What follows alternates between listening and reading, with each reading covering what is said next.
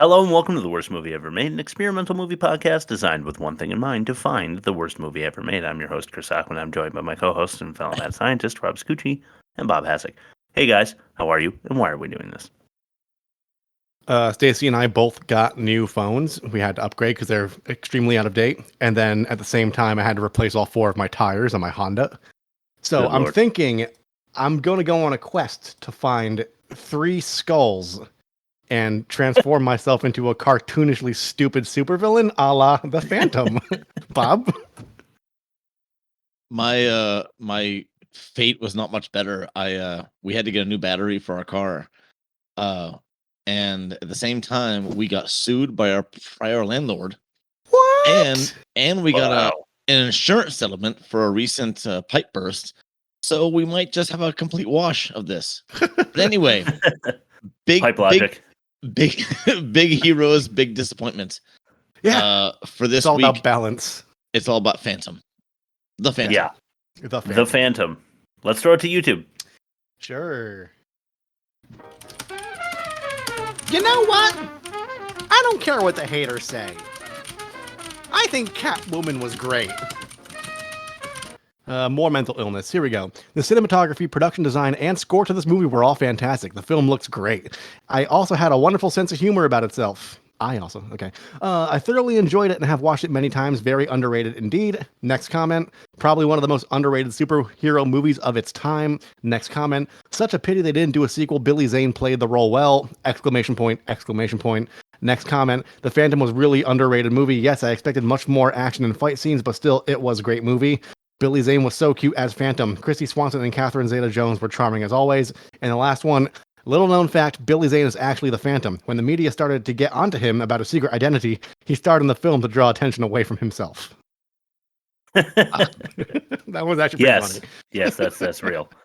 I don't think they gave much for Billy Zane to work with. That person was like, Yeah. Billy Zane did a great job. I wouldn't know. I feel like he had 3 lines. I don't feel like it was a terrible movie. It was just unremarkable and not memorable or good. I felt like it was terrible. Okay. I think we can go there. Yeah, we can. Okay, already, right away. Test number 1, the worst of its kind. Cool.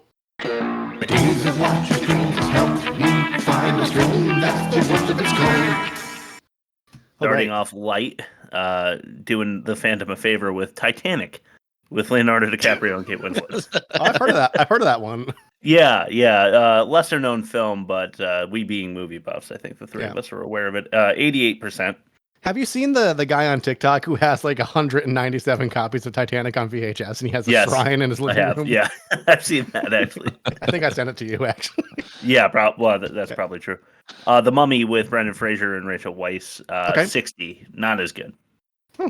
Highlander, Sean Connery and Christopher Lambert. Oh God, Lambert and the guy, I should have written his name down because I always think it's Christopher Lambert when I see Ajax from Warriors, or it's because they both played Raiden. Yeah, it was this guy in Annihilation, the second one, and it was Christopher Lambert in the first, the 95 one we did. Yep. Demolition Man snipes. Oh, that was a 70, by the way. Highlander. Demolition Man movie. snipes in Stallone. We know something about that. 62. I think it's come up in this test before. Yeah. And The Mask of Zorro, which I feel like is definitely in the wheelhouse here. Mm-hmm. That was Banderas and Hopkins. 83. Wow. I had no idea. Yeah. Okay. What do you guys think the Phantom was able to do? Based on YouTube comments alone, 65. Okay. I'm about to split that in half. I'm gonna say 32. It's a 43. So I guess it goes Bob's way here. Yeah. Barely. With an average of 72.6, so it's a negative 29.6 and the worst. Okay. Kind. That's a fair assessment, I think. So the scores are starting to climb this season. Mm-hmm. I've already written that down, so we'll jump right into test number 2. Ain't that a pitch?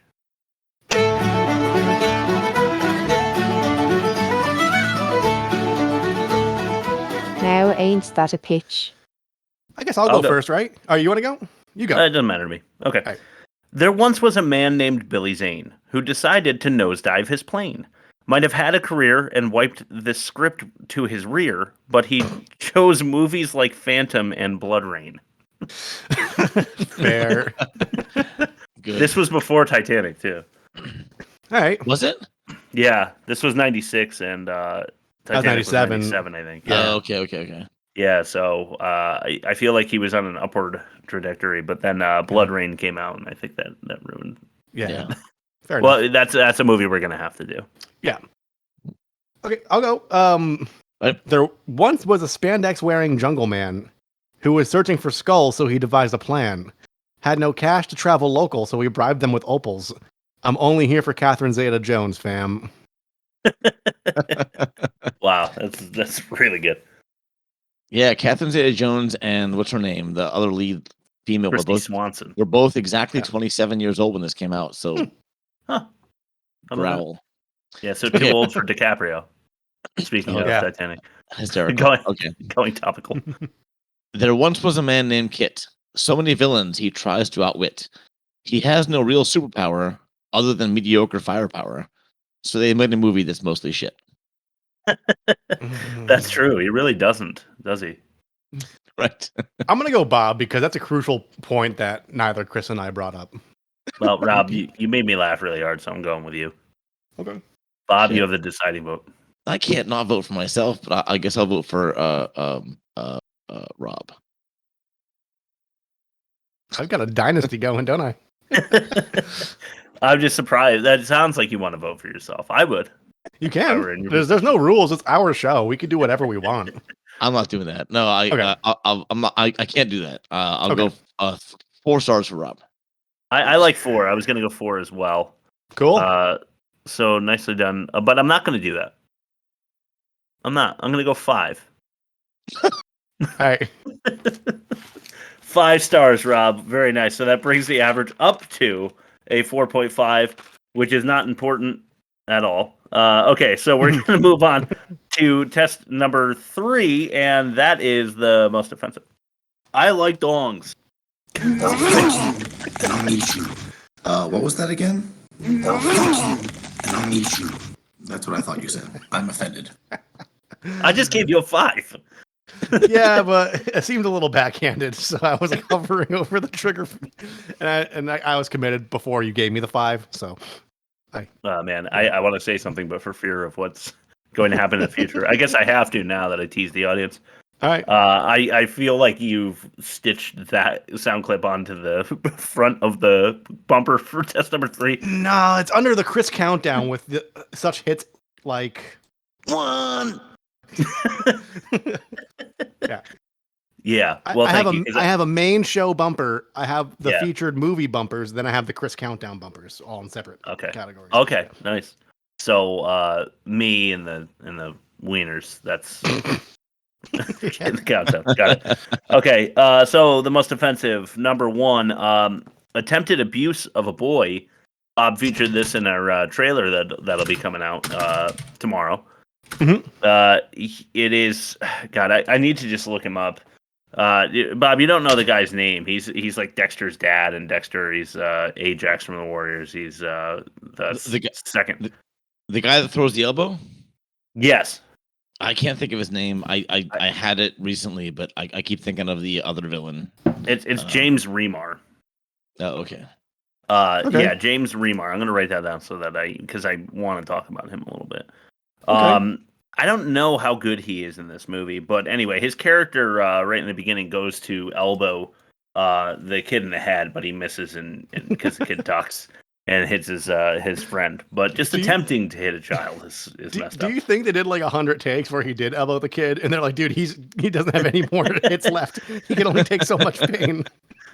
I have heard that the guy is kind of a jerk, Okay. so maybe. Number 2, that boy bringing the big rig across the bridge. Yeah. Yeah, they don't want to die, Yeah. so they have a kid do it. Child endangerment. Never a good look. OSHA No. violation for sure. I wonder if it really was a rickety bridge and the kid did his own stunt. Yeah. All right, 3. Speaking of James Remar, Creepin' Quill communicating coerced coitus. So Quill is James Remar's character, yeah, and he says to Christy Swanson's character that when he gets back, they're gonna have a little fun. And she's like tied to a chair or something. So yes. yeah. Communicating coerced coitus. All right. Number 4, and this is one that I recently forgot to include, but I will never again, I promise, because it's kind of a bingo card moment. But wanton wasting of windows in the Winchester showroom. Yeah. This local museum had nothing to do with any of this. They're storing the skull, but I'm sure they think it's just a period piece and not something with magical powers. Otherwise, it wouldn't be on public display, I don't think. It's like the mask. They're like fake Peruvian knockoffs, but they're authentic Peruvian knockoffs. What was the the whole thing? It was like Nepalese Norse mythology, Pakistani, I think. Norse mythology masks.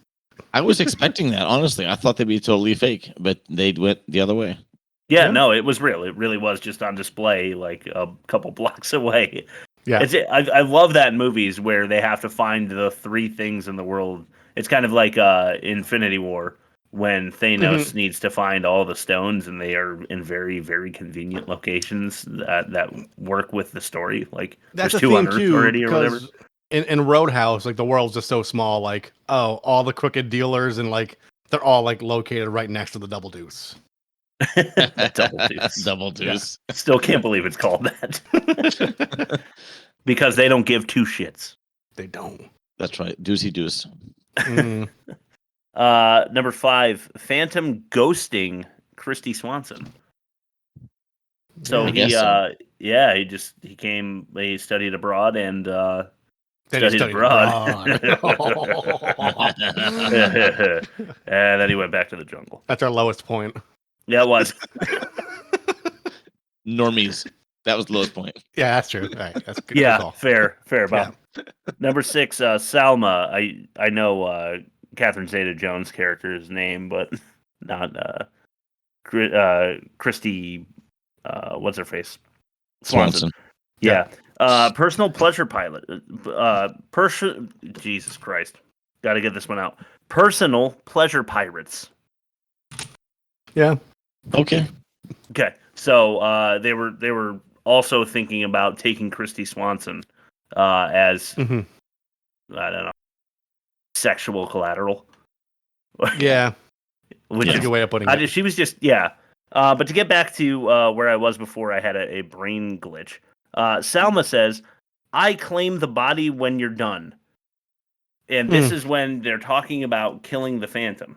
The gangsters are going to bring him upstairs and literally kill him, and she wants the body for what? What do you think? Yeah. Mm-hmm. I wrote Wagging the Wiggler of Walking Dead Kit Walker. Walking Dead. Go. Yeah, it wouldn't do much walking probably. But number 8, pushing your patootie and your side piece into a projectile. Yeah. Yeah. It's pretty insane. Yeah. And then I have one more before I ask you for mentions, but inheriting idiotic and injurious ideology. Injurious. Yeah. So the Phantom is like what, the 9th Phantom? They said something to that effect. I think I read it was the 22nd. Good Lord. I mean, it has been 400 years, right? Yeah.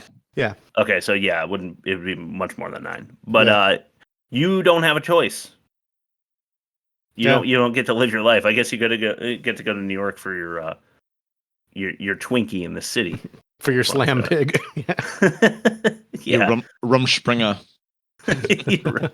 Yes, what have you? But you don't have a choice. You have to defend the jungle from constant exploits from evil people trying to get magic skulls and shit, and put yourself at risk to avenge the original I guess if my 22nd great grandfather was killed by a pirate, I don't know that I would be trying to get revenge on the pirate brotherhood that did it at this point in my life. No, I'd probably just get takeout and see what's on the boob tube. Yeah, the boob tube. You guys want to mention anything before we move on? But That's everything. Nothing offensive, no. No, but if you have 10 seconds to spare, which I hope you do, you mentioned a name. Course. You mentioned a name, and it reminded me of something that happened last week. So I'm just gonna hit the clip. Oh God. I am Ajax, breaker of stones. Look upon me and despair. Different Ajax, but Yeah. I'm glad you still had that clip though. That's insane. I still can't believe that happened. Yeah. All right. Well, if we have souls. yeah. While swinging his axe, or whatever, he's screaming this. Yeah. If we have nothing else, we'll move on to test number 4, the worst dialogue. It's the worst dialogue. Okay, 2 clips. I'll do 1, 2 clips, and we're done with worst dialogue. Starting with the first, number 5. That's nonsense. I'm only interested in the truth. And I've learned from a highly placed source at the city library that Drax has been extensively researching esoteric volumes that are normally kept under constant lock and key. He's interested in something connected with this symbol.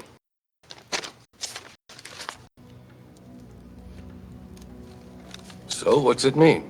He's on a quest for a supernatural power. These are dangerous and turbulent times, gentlemen. Dictators and tyrants are popping up all over the world. Drax already has the desire to become one himself. And this will provide him with the means. That's nonsense, dude. I know it's hard to fathom, but Drax believes in it. And this man must be taken seriously. That's nonsense. Says it's not good when you have to use a character to speak for the audience in that way. Yeah.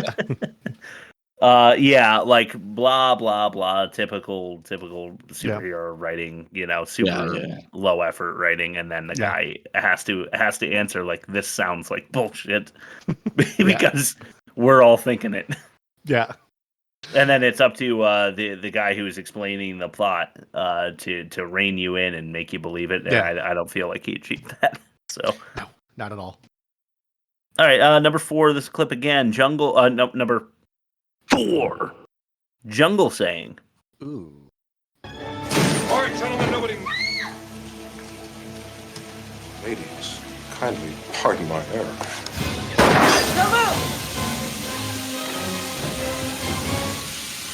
Ooh, a love letter. What is this, a ship full of women? All my pilots are women.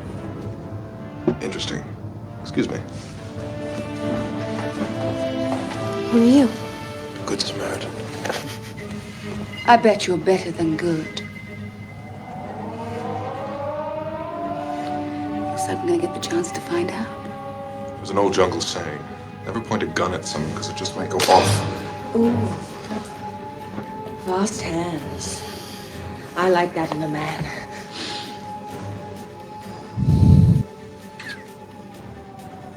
Tie her up. Or don't. Personal. I don't want to mess with your worst production, Bob, but I really hope it's not tries too hard to be Michael Keaton. No, it's not. Okay. It's not at all. All right, cool. No, but I feel that's accurate. But what a saying. The jungle saying is never point a gun at someone. It might go off or whatever. Yeah. Well, that sounds like a real jungle proverb. Because all those ancient jungle dwellers were packing heat. It did never point a dart blower at somebody because you might put them to sleep or something. Yeah. But I mean, most of the time when you're pointing a gun at someone, aren't you intending on making it go off? I mean, I know some of the time you're using it as a way of getting what you want without having to kill somebody or whatever. But if you talk to any staunchly like pro Second Amendment guy, they're always like, I only ever pull out my piece with the intent to kill. yeah, exactly. So, Exactly. you know those guys, like yeah, it's it's not supposed to be a form of intimidation. It's supposed to defend you only. yes. In a spot where or others. After you back your F-150 up into the parking spot, take 10 minutes doing it. Number 3. So I think it was the British like captain of the camp speaking to his second in command. The second in command says something to the effect of, the men saw the Phantom again in the jungle. Yeah. And he's like, yeah, this guy saw him. And the captain goes, that guy's been chewing on the wrong type of jungle growth. Yeah, I hate when they try to be clever with like the words. He chewed on a cocoa leaf, or just say what you wanted to say, Yeah. Yeah, I don't know. Like, I guess there's many jungle drugs you can just go out there and do by chewing on the leaves, but I don't feel like it really works that way. Like when you're out in the brush, you can just identify the cocaine leaf and just chew it on mission and have a good time. Yeah, That's right. That assumes there's a right kind of jungle leaf. Yeah, exactly. There has to be a right kind of jungle leaf. Very good point. That makes you, I don't know. I feel like the bad jungle leaf is making you hallucinate, which wouldn't be cocaine either. So it's still not entirely accurate. Maybe a mushroom or something. I don't know. Yeah, which isn't a leaf. That's true. Right. All right. Mushrooms are not leaves. No. Let's leave this one alone and move on to our next clip number. Well, we forgot. That was 3. Now we're moving on to number. Yeah. Now we're moving on to number 2. This is why we did the Scouttown thing, because I knew it was going to be a shit show, and it's just funny. All right. Number 2, Sense. Okay. Oh, it is beautiful. I used a little toothpaste on it. It polished up so good. Toothpaste? Really? That's nice. You know, I am in such a good mood right now. I almost hate to mention this. Ah, the happy homecoming. Kind of brings a tear to the eye, doesn't it? What went wrong? Something you didn't count on. Oh? Really? And what was that? The Phantom. I thought that was just a superstition. Oh, no. He's real, and he won't die. I know, I killed him once, and he isn't dead. That doesn't make sense. Look, I brought this to prove it. I love how he qualifies he won't die with I killed him and he isn't dead. Like, I think we put it together with the part where you said he doesn't die. Yeah, one of those two things was not necessary to say. Yeah. No, absolutely not. It's again, I mean, I know I made this obvious, but he's saying it doesn't make sense. Yeah. Again, in the dialogue. I feel almost like Jamie Kennedy's Mask character about Treat Williams or whatever his name is, the guy playing Drax. Yeah. I don't know what he's doing, but I think he's really irritating to listen to. Mm-hmm. Yeah. And if he's a good actor, I would not know that. But we'll get into that. Let's do one more clip for the worst dialogue. This is clip number 1. Drum roll.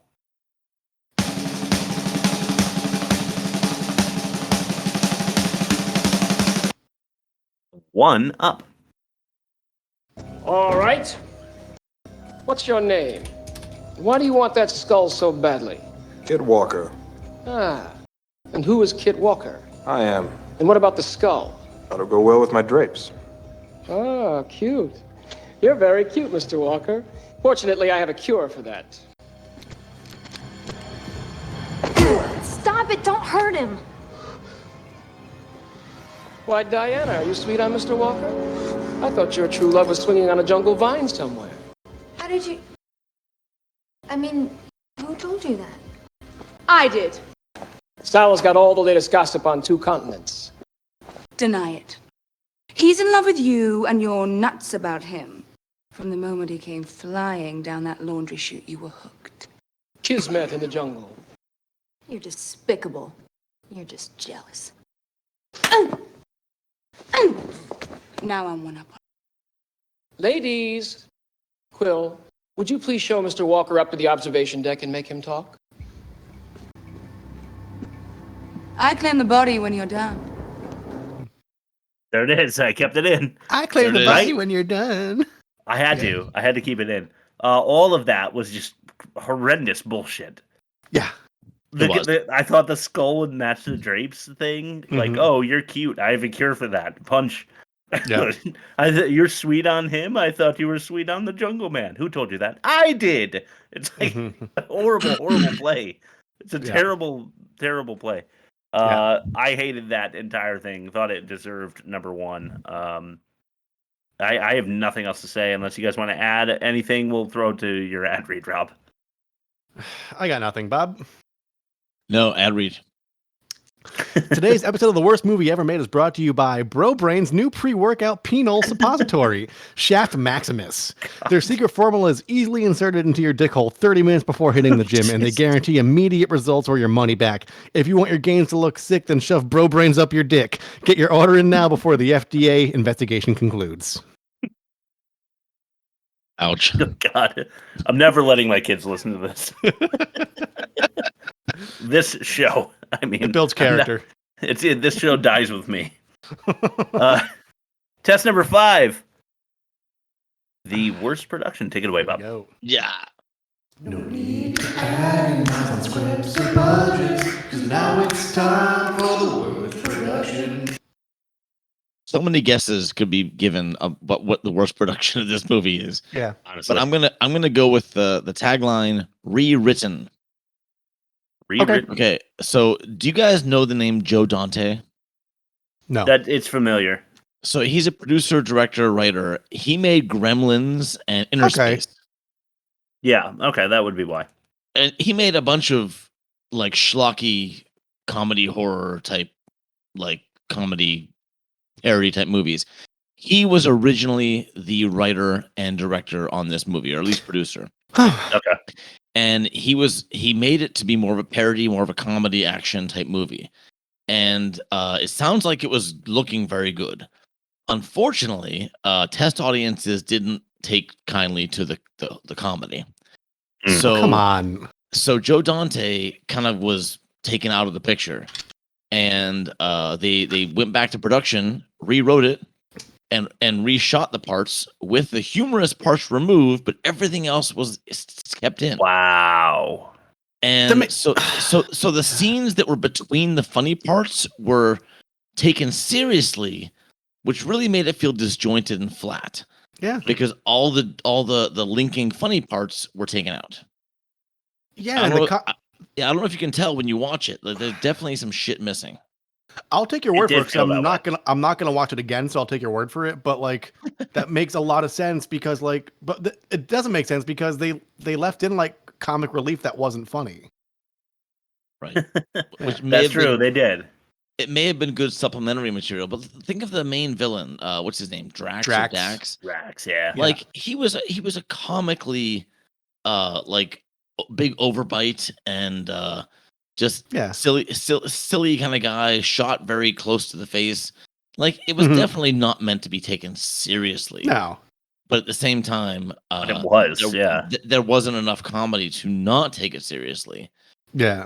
Or to at least think it wasn't being campy. It was just a mess. It was. To me, it felt like they were going for like just post LA Noir time period piece where they kept in the like cheesy appeal of those detective style like noir movies, but only the parts that don't age well about that period.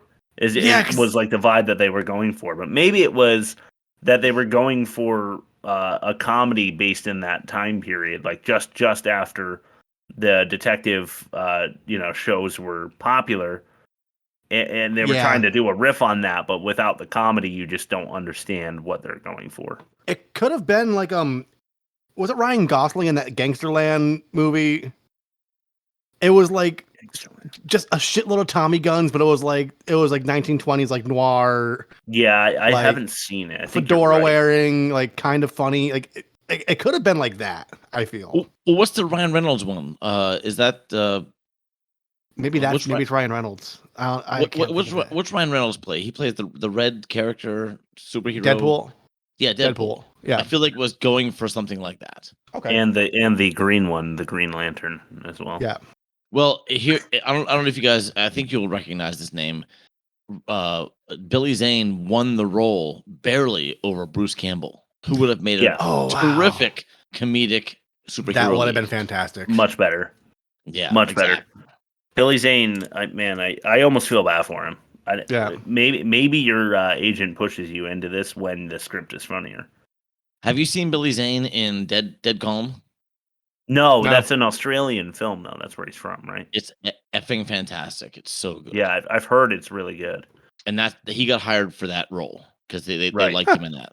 And he's really good in it. Nicole Kidman's the opposite. Role.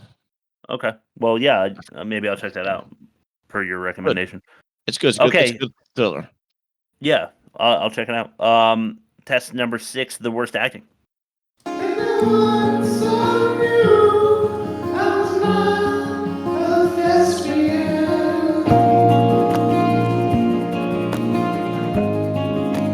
Yeah. Number 1, myself. I'm guilty on all counts, Dad. I let that skull slip right through my fingers. Don't be too hard on yourself. We all make mistakes. This one gets worse. How so? It was the Sang Brotherhood. I saw the spiderweb tattoo. You turned over one of the skulls of Tuganda to the Sang Brotherhood. They've tried and failed to get their hands on those skulls for the last 400 years. They don't have all 3. You don't know how many they have. Have you any idea what it means if the Brotherhood gets control of the skulls? They'd be invincible. And stop them. You're the only one who can. Excuse me, Ghost Box. Yes, Karan. I thought I heard... Were you talking to somebody? That was myself. I was talking to myself. Super weird. I don't know. Is Billy Zane bad there? I have no idea. But the old guy that's supposed to be his dad that he still sees the phantom of. Yeah. Right? I mean, I guess that's your superpower is you can still give future phantoms advice. Yeah. Is that the phantom superpower? I don't know. Anyway, I thought that guy was really bad. He was trying to do like an Obi-Wan Kenobi to Luke. You know, the elder advisor who can come back from the dead and have that conversation. But when he goes over the top, he does the thing that we were talking about, I think, just last week when we were talking about Patroclus, where he ramped it up too high and still had lines to go. And then he loses his voice. Mm-hmm. When he says skulls, Rob, you did it during the clip, but he was like, they have the skulls. It's like there's nothing in there left. Yeah, it's really, really bad. That's when I feel like you as a director need to be like, okay, start at a lower temperature and raise it. Like you want the climax to be on skulls, not like you coming back down. I don't know. Not that I know how to direct, but I'm very excited about this next clip number 2. This one's called Opals. Not so fast, buddy boy. What is this? This isn't real money. Yeah, you're right. That's a Bengala currency. Coin of the realm would be appreciated. I'm afraid it's all I've got. It better not be. All right, here. Where was it?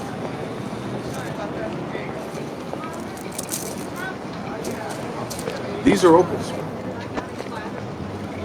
And that's a star sapphire. Here, take all of them. Don't worry, they're real.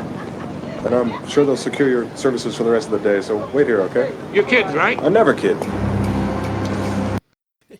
Okay, okay, Billy Zane is bad there. Yeah.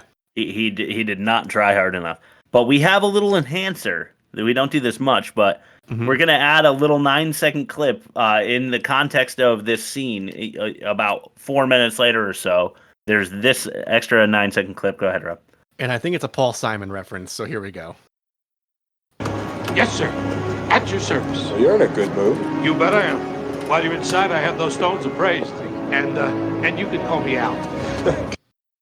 He went somewhere and had all those stones appraised in the middle of the day and made it back within the 20 minutes the guy was inside. Okay, when I moved down to Nashville, I sold off like some music equipment that I just didn't want, like the drum, some cymbals and stuff that wouldn't need. Yeah, and it takes like 3 hours to get that shit appraised at Guitar Center. He just found an Opal guy on the street corner and just fucking the guy that's like. The guy that's bring like an ID, 2 necklaces for 10, 3 necklaces for 12. Like that guy was appraising your opals. Because I think that's the only dude you're gonna find. You need like 2 forms of ID and shit to like sell. Yeah, like that's fucking stupid. Not back then, I guess, right? Yeah, I guess that was. Yeah, maybe not. I guess. But the cabbie needs to be okay with being paid in what are like, zoo gift shop rocks. That's what they look like. So to justify that, when he comes back out, he says, "I had them appraised." I mean, this fits in. This fits in catch-all with a lot of time inconsistencies. I'm sure you agree. Yeah, there are many. I agree. I don't know how many I have written down exclusively under that title, so to speak. But yeah, we will see. But yeah, that whole scene just shit. Just shit. I thought the cabbie is bad, but Billy Zane is not. He barely got the lines out. It felt like I felt like he was half asleep. And call me Al is just a weird fucking reference, dude. Yeah, because that song didn't come out like the 60s. Yeah, I can call you Betty. Betty, you can call me Al. That song. That was an '80s release, right? Yeah. Do do do do. Yeah. Do do do do. That song. Yeah. Yeah. Maybe. Yeah. Stupid. Sure. Let's go ahead. Clip number 3. This is among the worst we've ever done on the show. Okay. This is called Amazing. Amazing.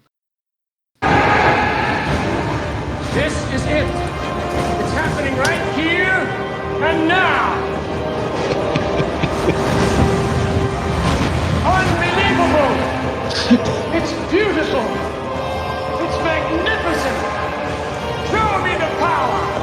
Show me the power.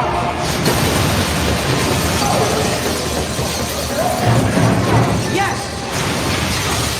Amazing.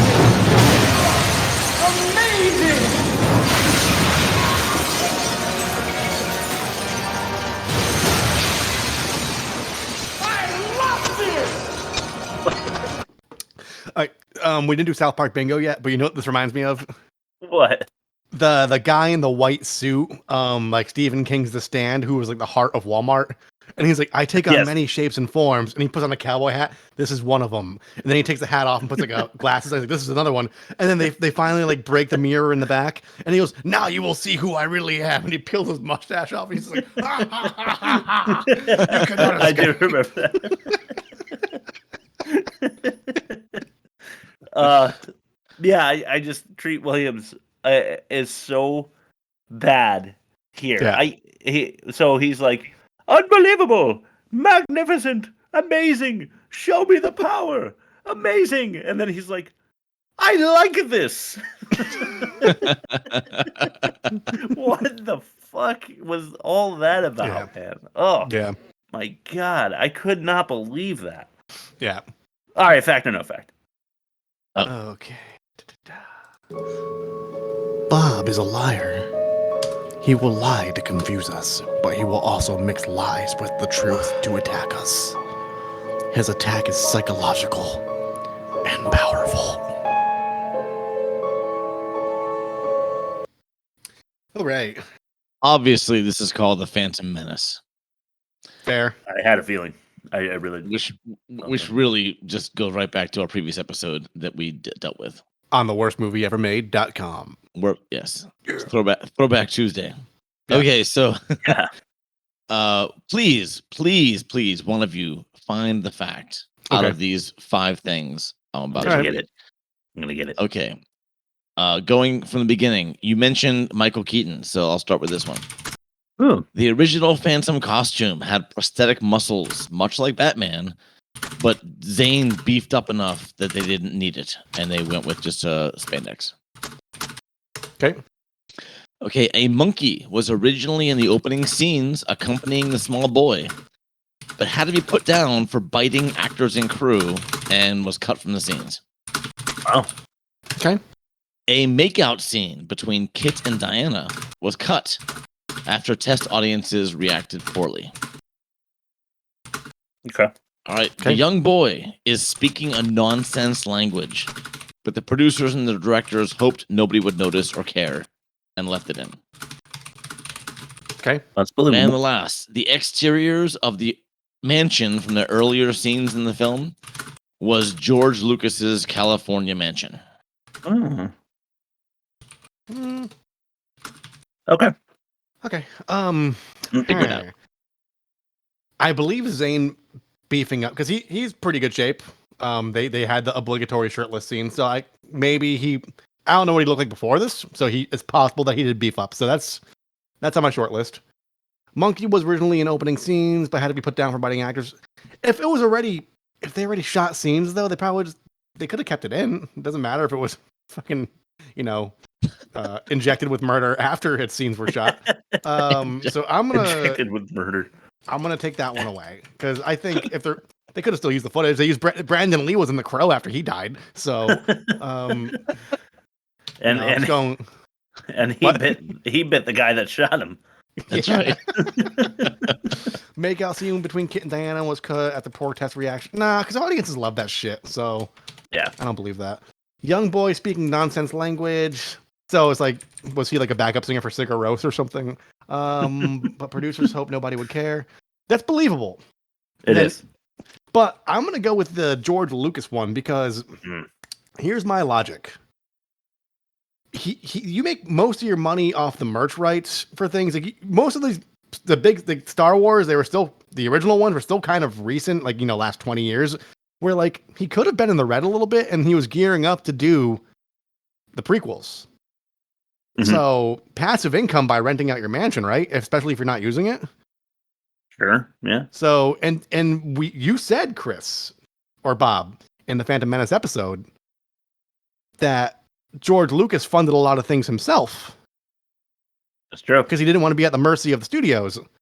So it's very believable that George Lucas was subletting properties to raise funds for the abysmal prequels that we know of. So I'm going to go with the exterior of mansion of earlier scenes was George Lucas's California mansion. Final answer. Yeah, he is a good money man. I mean, he sold it to Disney for what, like $4 billion or something? Yeah. Yeah. All it cost was his soul.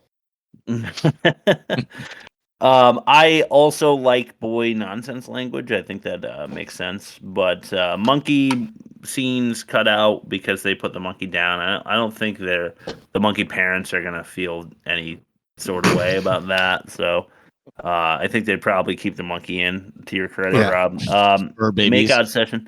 Yeah, right. Monkey. Yeah, they make out monkey session. I almost said with Kit and Diana. The makeout session with Kit and Diana. I feel like I saw them kiss. So I don't know. I believe the costume prosthetic muscles thing because it doesn't have prosthetic muscles, and I feel like it almost looks too slender. I think he feels a little, although he's ripped. Okay, he definitely got in great shape for this. Mm-hmm. I'm gonna go with number one. That they decided not to put in the prosthetic muscles because I do feel like even with the suit on, for me, he doesn't look muscly enough to be a superhero. All right. Yeah. The exteriors of the mansion was the Playboy Mansion. There you go. Sorry, Rob. Fuck. The boy was speaking Indian, or one of the languages from India. So there we go. So what you're saying is no one in the audience noticed or cared, anyways. No, exactly. Yeah, the boy was from India, but I don't know which Indian language he was speaking. It doesn't matter. Okay. There were romantic scenes that were cut, but not because of test audiences. It was cut for time. But it wasn't. Right. There were no makeout scenes. I made that part up. So I made up 2 parts of that one. So Chris, you are the winner this week. Yeah. Because they did make an entire costume of prosthetics, and he bulked up so much they didn't need it. Oh, hell yeah. He still Rob, looks like you a could have thumb, gone for though. that one, too. Yeah. Oh, Rob, you should have gone with that. Yeah. You know, Sucks. win some, lose some. I never jot this down, but I'm gonna put that Chris wins. Yeah.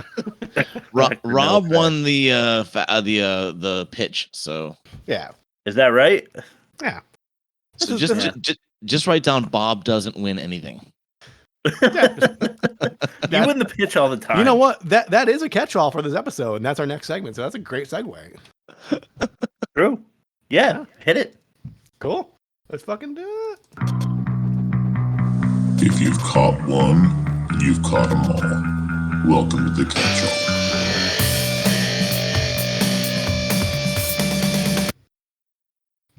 Yeah, Bob. Right. You know how you win all the time is by taking out one competitor from competition. Yeah. You know, if I don't include you in any of the games, you can't win. Yeah.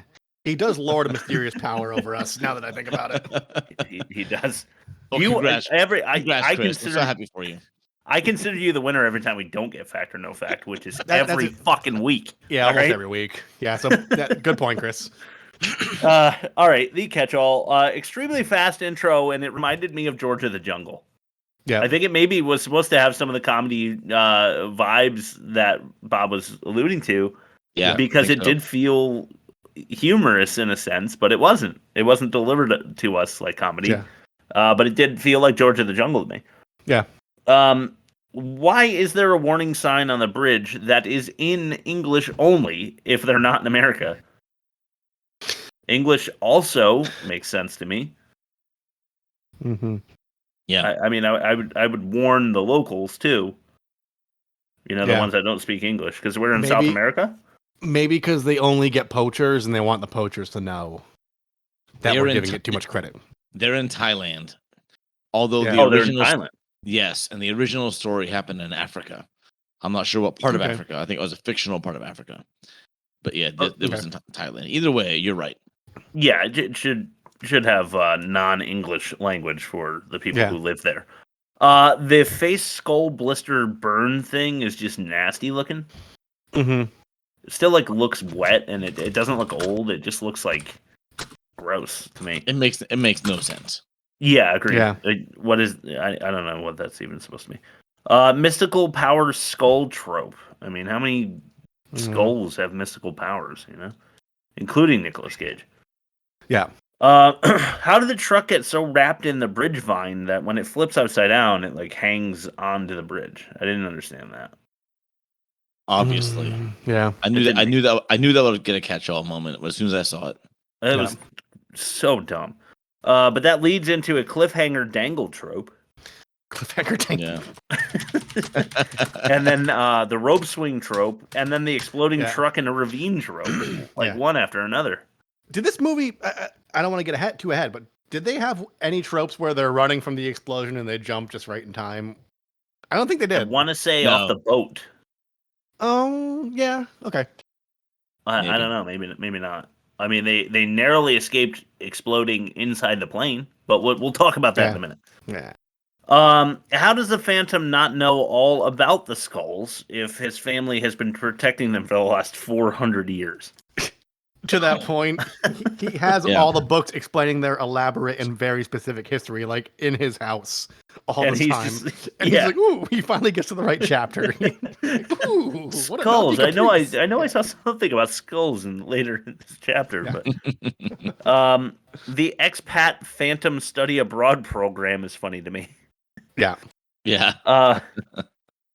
Zane got ripped. Too bad the suit looks so incredibly stupid. I wrote. We kind of already touched on that, so I'll just keep going. He looks like a thumb. It looks like a thumbnail because it's just his face sticking out of the fucking thing. He looks like an unsheathed dog dick to me. Purple Rocket. Yeah. The Zephyro crime family sounds really stupid. Yeah. Yeah. Leave through the window. I want to avoid suspicion, says the camp captain. Even though I just made the "don't you ever use the front door" joke. It was better in The Crow. To bring it back I full thought of circle. The Crow as well. I was going to. I think I'll use the front door. Yeah. Because I'm a human. Mm-hmm. Phantom now has his very own short round. Mm-hmm. I'm not making a racist statement. That is his name in the Temple of Doom. Yeah. He's a Also, Temple of Doom has the 3 stones. Yeah, so they really stole some material, huh? That's Mhm. how I feel about this movie in general. Is just a collection of stolen material. But to be fair, the comic came way before Temple of Doom, and the comic used that story. Yeah. So All right, fair enough. I read that much, and I hate giving it much credit, but at the same time, I will give credit to the comic writers, not to the film. A lot of early writing, it's the same with like jazz and blues. Like you find like a lick or a progression you like, and like everybody does their own version of it. And it's like it's not necessarily ripping off, it's more like parallel thought. So to Bob's point, And imitation is the sincerest form of flattery as well. So yeah. The Temple of Doom doing that, I guess, is a compliment to the Phantom comics. Yeah, and we're not giving credit to the filmmakers. We're giving credit to the No. Yeah, right. I thought about saying bingo card moment, but we're really not giving the movie credit for that. No, we're not. Yeah. Contrived boot interest. Yeah. That chick's not interested in your fucking boots. Oh, right. You know, women, it's am I just 'cause right? she's got the note in it. Yeah. Oh, what are these? Yeah. Oh, Saks Fifth Avenue. I knew it. You know, like you're gonna pull the girl's boots off and smell them. Like, what are you doing? Fucking weird. Your dog is a wolf. Catherine Zeta-Jones says to Billy Zane, and he goes, "I know." Like, what if, like, for any audience member who hadn't picked up on that? I guess. Following a plane in a truck and on horseback. How do you do that? Yeah. You don't. No. Ever. Wolf and horse conversation. You don't see those often. Well, that was good. Yep. Also, wolf keeps up with horse at a full gallop. Yeah. That's not happening. No. Bullets spray gas. Bullets makes the gas spray out, and there's no fuel in the plane trope. How about that? Yeah. Mm-hmm. Okay. The 2-person plane to horse hop, Chuck Norris style, Walker Texas Ranger dismounting of a plane was really funny. That was. That's gotta hurt your fucking nuts, right? Yeah. Yeah. I assume. Like jumping down on the horse, you mean? Like landing on the horse? Like Jumping like 20 feet from a plane onto a horse on full gallop, like with your crotch. Yeah, there's got to be some horse backbones that are going straight into the screw. If it was in real life, he'd just immediately throw up and keel over. The impact to his balls. The movie Hot Shots dealt with that with Valerie Galina. She was standing on the horse, and then when she went down with spread leg, there was like a suction noise when she hit the horse. That's right. That's a good point. Yeah, I haven't seen that movie in ages, but yeah, my good friend Jay and I used to watch that when we were younger. Too young, probably. Yeah. Good thing there were jungle roads leading straight to the site where the plane crashed, so that we can continue the chase scene that ends immediately after. Yeah. Why couldn't the plane escape just be the escape? Yeah. And you have to explain how they tracked the plane and drove through the jungle at high enough speeds to catch up to the planes. Yeah. For no reason.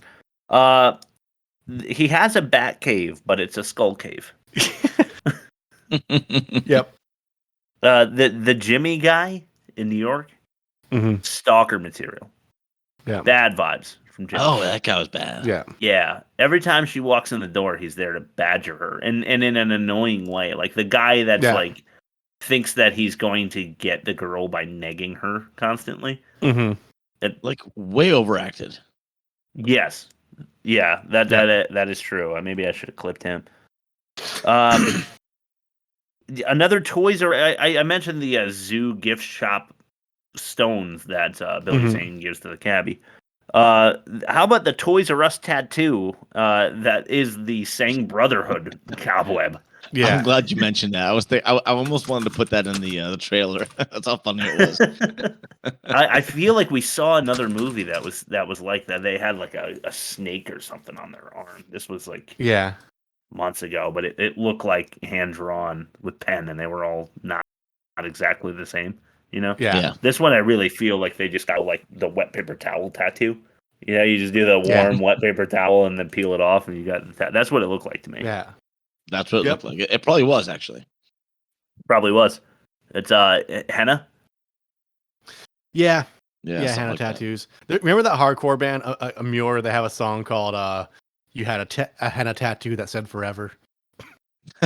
I do. I always pronounced it in Murray. In Murray. You're probably right. I think you're right. That yours sounds better, bro. Everybody knows you know band names, bro. You know all the band names, dude. Sick references. Yeah. Bro down. It's Murray. Kit Walker knows a lot about skulls that are in the jungle that I just visited. And he looks just like the guy that rescued me. Yeah. But I'm not at all suspicious. This is Superman phone booth stuff on steroids. It's like, you'll never believe it. What? I'm Superman. Like, is there a name for that trope? Is there a name for that trope? The Superman trope. Yeah, I guess. Like, let's just make it the Superman trope. The Clark we've got Kent trope. stormtroopers. Yeah. Yeah. Clark Kent trope. That's good. Okay. The mob boss meeting is so pathetic. It's like a mockery of good mafia characters in other movies. Yeah. It's almost like what Austin Powers was parodying. Yeah. Like the conference table with the weak applause. When the plan was laid out. Yeah, no, I agree. It maybe that's one of those scenes where they had better comedy chops for you, but then just took them off the table. Yeah, it's almost like Austin Powers did it better, which I hate to say. Yeah. Well, the first Austin Powers is in my opinion not bad, but the next like few that follow it are bad. Yeah. Don't worry about the fact that we're beating this guy up in the museum lobby. There's free cake and sandwiches in the hallway, people. That was hilarious. It was so weird. You know what? Why though, does Drax always set up free sandwiches and cake when he's going to do something in public because he knows he can MIB like flash their memory if he gives them free food? You know what? In the hallway, nobody will call the cops if their mouth is stuffed with vanilla. If I were in a public spot and like Bedlam was unfolding in front of me, but there was like good catering, I might dip out and just grab a plate. I guess if everyone's attention is on that, I might, if I hopefully have like a backpack on me. Yeah, start throwing. You can go to the prime rib guy and get like 2 slices instead of 1. You know. Yeah, exactly.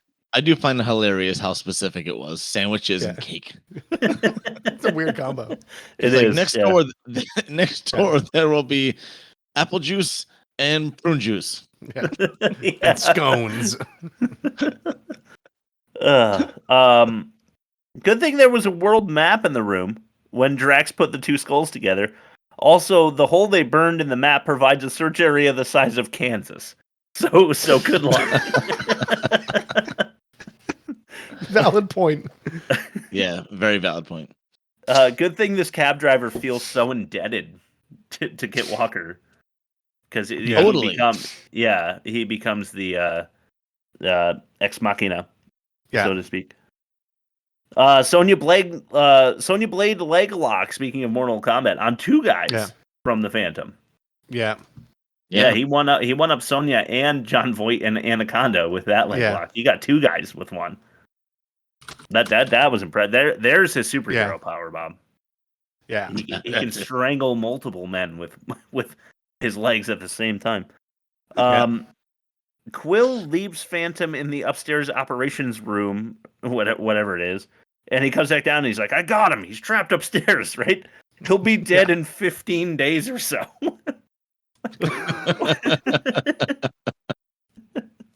You know, to the point with the leg lock though, I was like dying because I was like nodding off when I was watching this. I had to rewind, like, you know, we had to rewind the same scene like 4 times because you're just like, kind of at that point. And it's Yes. funny if I might do this just for a fun clip, just him leg locking, just cutting a fart in the guy's face and he drops.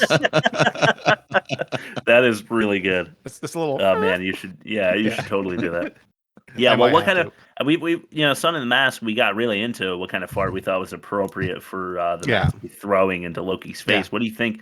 What do you think? You think a nice quick like balloon escape, like a little air escape from the balloon, one kinda? cheek squeak sneak, yeah. I think you should use the one from Son of the Mask. I think that'd be even funnier. Ooh. I'll have to workshop this after I get the show up. A displeased horse kind of fart. Yeah. You know? Displeased. Yeah. Hot to trot. Yeah. Yeah. Oh man. The Devil's Vortex, where ships go missing. Yeah. Don't you mean the Bermuda Triangle? Because that's the only place on Earth I know where that's said to have happened. I don't know anything about it. Email us. Where, Rob? Theworstmovieevermade.com. Hell yeah. It's all that. Hotel security is to shoot the madman on site. No description, by the way. Hotel security, shoot on site some guy. Then a man draped head to toe in purple hero costume leaps out of the elevator shaft, and they do nothing. Yeah. They don't even stop him. Oh, that was hilarious. Yeah. Like you're gonna tell your hotel security to shoot a guy, and he doesn't describe him. Yeah. You're never gonna tell this. You're gonna say, apprehend this man, or hold him down while we call the police or whatever. Hotel security does not shoot the patrons of the hotel on word of the guy who owns the hotel or whatever. Yeah. And then he comes lumbering out of the elevator shaft, head to toe in a purple skin suit. It's and they don't do anything. The Marat Phantom. It's the Marat Phantom. Here we go with the BTK references again. Just shows you where our brain's at. Yeah. Stunt police bike bullshit. And why are the cops shooting at him? They haven't had a report or anything. Yeah, and this is what 30s or 20s. So words does not travel fast during these times. Where they fucking someone doing Morse code to the police station. Right? No, there's no way. I felt like it was 30s, 40s, but yeah. There's no way they would know. The Phantom, friend of tigers. Central Park Zoo tigers. Yeah, it was funny. Why would that tiger that's been separated from its, never even got to know another tiger, probably. Yeah. How did it get word that this creep in its cell has an alliance with all tigers? I don't understand how that works. Yeah, regionally it doesn't work. I mean, he's from Thailand, or Africa. Neither have tigers. Yeah. So explain that to me. I don't know. The Cabbie knows where to find Drax. This is what I'm talking about. But also, Quill killed Phantom's dad, and a million other convenient conveniences and inconvenient conveniences. Yeah. Yep. And how old was Quill when he killed the guy's dad? I mean, he must have been a kid. 18. Yeah, maybe. You know what I mean? Yeah, because now that you mentioned it, the lineage doesn't line up. Because if Quill is the same age as the Phantom. His dad died when he was a kid, and was he a 10-year-old who stabbed it? Or was his dad super old as the Phantom, and that's why he was so susceptible to kill? He was so slow. You were able to sneak up on the Phantom. Yeah. It was really easy. I killed him. It was really, really easy. But now he's back. Yeah, but he's not. But he's not dead, and he looks way younger. Yeah. And beefy. Yeah. Yeah, he really beefed up too. Beefcake. Yep. Cabbie, free beefcake and sandwiches. Cabbie says, "I love New York" trope. I just rolled my eyes at that one. Yeah. Okay, here's the other really funny one. There's the plane dismount, and then there's the Phantom holds on to Drax's plane overnight. He's holding on to the plane for the entire night. There's one spot that didn't even need to be there. He nods off and slides off and has to swing his legs back up. But it wasn't a crucial plot thing or a fight. It did not need to exist. Him struggling for a second. Yeah, it was just so they can get a stunt and man. climb back up. Paycheck, I guess. I don't know. Yeah. But yeah, him holding on to the plane and then it's morning. Oh my god, That was funny. Another part where I was laughing. Yeah. The skulls showed them the exact coordinates of the cave on the island in the ocean. They did not. They did no searching whatsoever. They just went straight to the cave. Yeah. Kind of already said that, but Shang Tsung. I thought Speaking he of looked Mortal familiar. Kombat. Yep. How are the pirates still alive 400 years later? Future. How does Shang Tsung know where New York is or what it is? I don't know. This reminded me of what movie was it where the guys were like curled up in little balls and like dropped down to protect the. Yeah. Crystal what Skull. movie was that? Yeah, That was Crystal Skull. Yeah. It reminds me of that exactly. This parallel Quill was like really, really offensive Indiana Jones. Basically, he kind of had the same garb. Yeah. He was. And had the sidekick, but he was abusive to him. Yeah. Terrible choreography. Yeah. Just want to say the fight scenes were really bad. It was like Adam West. Ice Pirate. Yeah. It was like Adam West Batman fighting. Yeah, for sure. Adam West, by the way, was originally supposed to star in the Phantom back in the 70s. Oh, no kidding. Really? And they never got it off the ground. Yeah. Look at all this lacing we're doing. For this it's a weird tapestry we're weaving right now. We are. Tapestry reminds me of Indiana Jones when he poses as a German inspector to come into the Nazi castle. You guys remember? We have many tapestries. Yeah. And I assure you, we have many tapestries. Yeah. Terrible skull CGI when they're like floating around. Oh yeah. Just don't do it. You know. The wolf's name, by the way, is Devil. We have Devil's Vortex. We have the Devil. Yeah, whatever. I'm not permitted. I love this one. I think this might be my last one. It is. Okay. I'm not permitted to reveal all my secrets to one person, the Phantom says to what's her face? Christy Swanson's character. I can't remember her name for the life of me. Who cares? I'm not permitted to reveal all my secrets. Diana. Yeah. Diana, I'm not permitted to reveal all my secrets to one person. Actually, I am. But only to the person, only to one person. But it has to be the woman that I intend to marry. Okay, bye. She like leaves. So like clunky and awkward. Yeah. That whole scene was just laughable as well, in my opinion. Yeah. You guys want to mention anything? No. Only because you didn't mention the specifics when the Phantom was first chasing the car in the jungle. He did some kind of leap off his horse into a tree, and then suddenly he was on top of the car. I mean, give me a break. Yeah, because that was worse than the monkey scene in Crystal Skull. It was worse than the monkeys. No, I agree. I mean, the vine like that he got up on was clearly like rebar, but wrapped in vine. Yeah.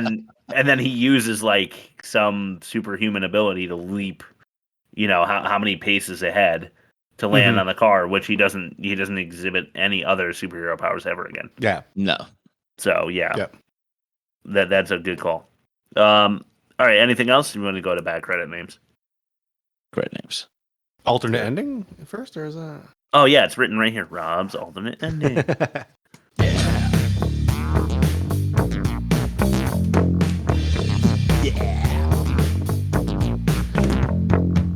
Rob's alternate ending.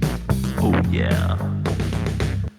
So the one line. So I've been not writing them and it's kind of like doing them on the fly because stuff comes up that's funnier than what I could come up with. But when the guy's like, "Oh, he'll die in like 15 days," and it just cuts to him just starving to death in that room. They forgot. Have you guys watched Breaking Bad? A few seasons. I couldn't finish it. I just got bored. There's a character named Huel. It's that really big, fat black dude. He's alongside Bill Burr. And when they finally expose Heisenberg, Hank and Gomez, they put him in a safe house. Like, wait here. We'll come back and let you know when it's safe because he's like an informant. And then they leave and they both die. They both die in the desert. And like, there's this whole alternate fan fiction of just like Huel's just sitting there and no one ever came back for him. Yeah, that is It just funny. reminded me of that. That's all I got.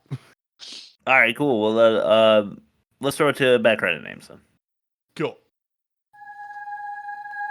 Bad credit names like I'm Harvey Manfred Johnson. Yeah. I'm already working on how to deliver the last name on the list. All right. But I'll start with Drax is played by Treat Williams. Is that his first name? Mhm. Treat? Treat. Ugh. That is rough. Treat. Have you ever heard of the spam knockoff called Treat? Ew, It's spelled no. it's spelled TREET. That's disgusting. Oh, Yeah. all right. Anything that gets the title spam knockoff, like that's its own category, dude. No, yeah, spam is a category. I'll try. I'll send you guys or something, and we'll post it. Okay.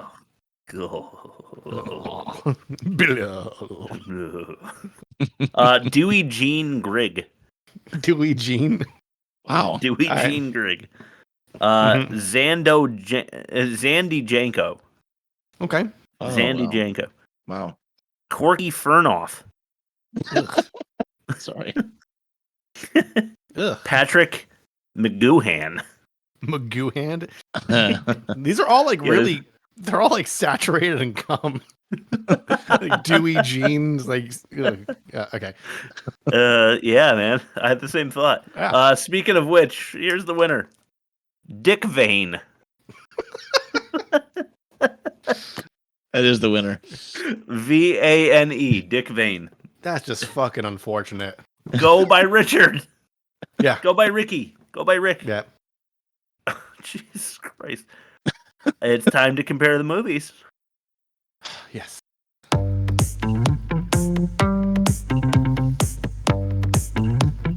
time to compare the movies. Time to compare the movies.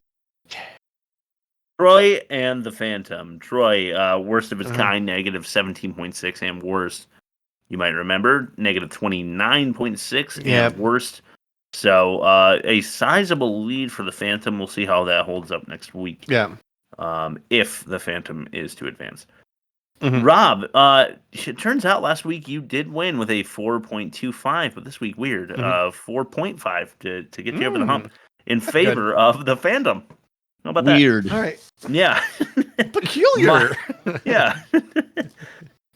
Mildly offensive was Troy. What do you guys? We'll see. We'll see.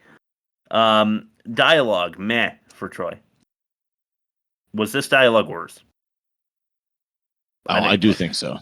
Yeah, but Troy did have. I am a gas breaker of stone.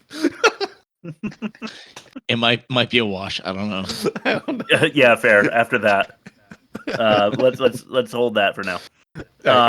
Production. Okay, so I have extended scenes for very simple conflicts versus rewritten.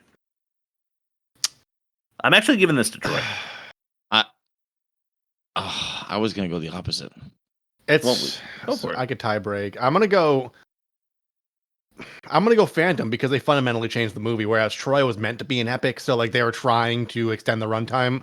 So I could see I could get behind the intent for why they did that in Troy because it's an hour and a half story they tried stretching to 3 hours. But to Bob's point, they rewrote the entire movie and it made it completely disjointed and not make sense. At least Troy's consistent with itself.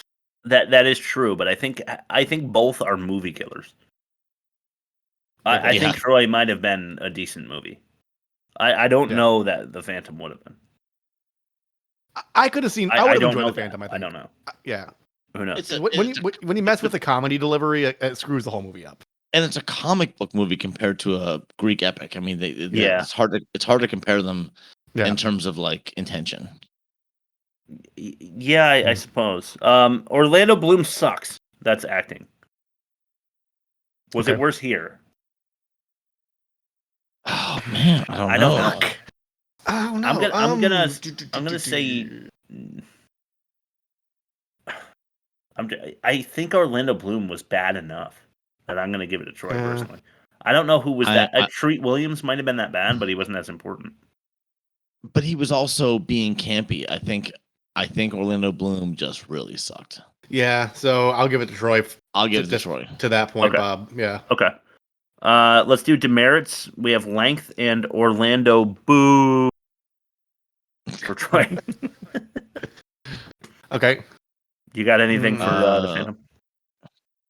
I mean, we kind of said it all already, but a pretty sizable catch-all. I'm gonna say a pretty sizable catch-all. it was a sizable catch-all, and I apologize. Yeah. No, not to your fault. It's the fucking movie. There was a lot of things to catch. Yeah. We Yeah. gotta catch 'em all. All right, let's find out what's more offensive in our offensive minigame. Ooh, wait 1 second. I have something for this. The offensive minigame. Yeah. Deep throating Patrickless. Or tugging tricks into torpedoes. Take your pick. Tugging tricks into torpedoes? I missed that one. Yeah, shoving his two girls into the missile. Oh, when that he- one, yeah. Yeah. Just Yeah, trying to that find another way to word it. Yeah. Okay, Yeah. so fuck Patrickless, I agree. He was terrible. Yeah. Alleviating Apollo of a good ass piece. Or post-mortem phantom fucking.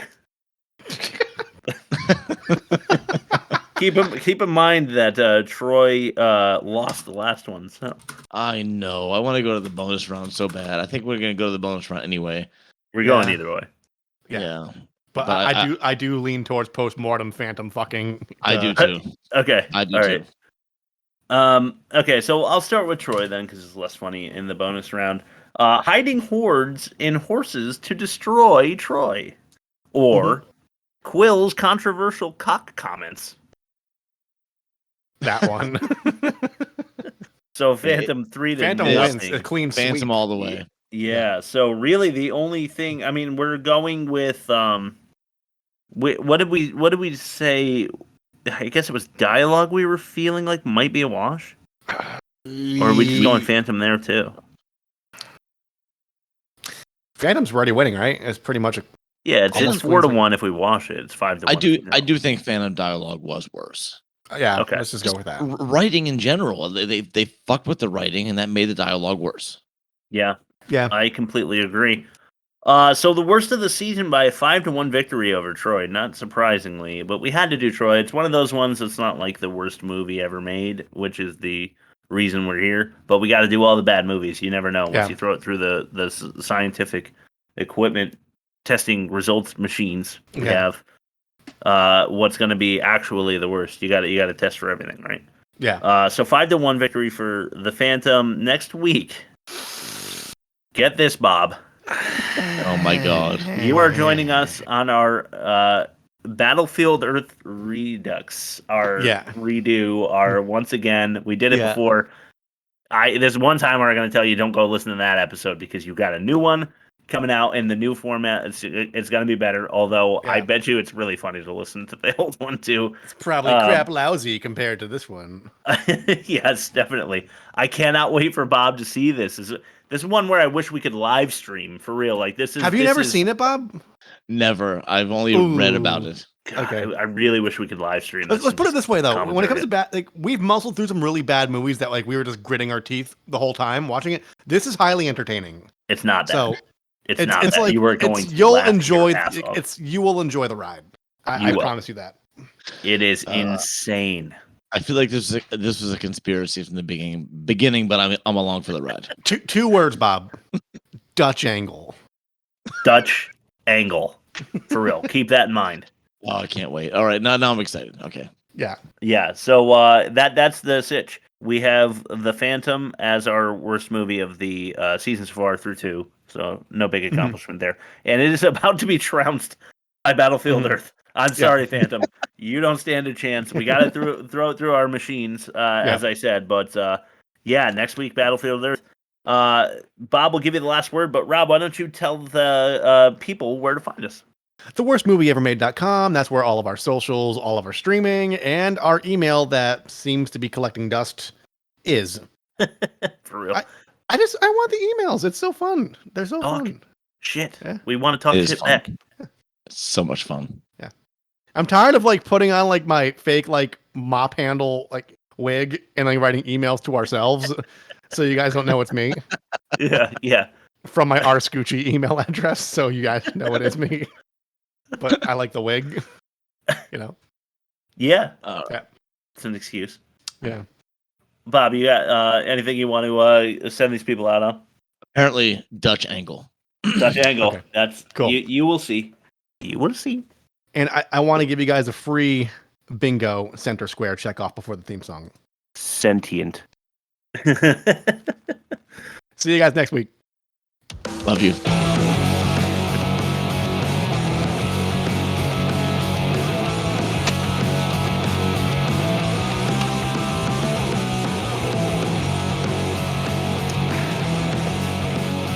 I had one of those coffee flavored monsters, and now I'm drinking blue raspberry Mio Sport, and I'm probably going to throw up.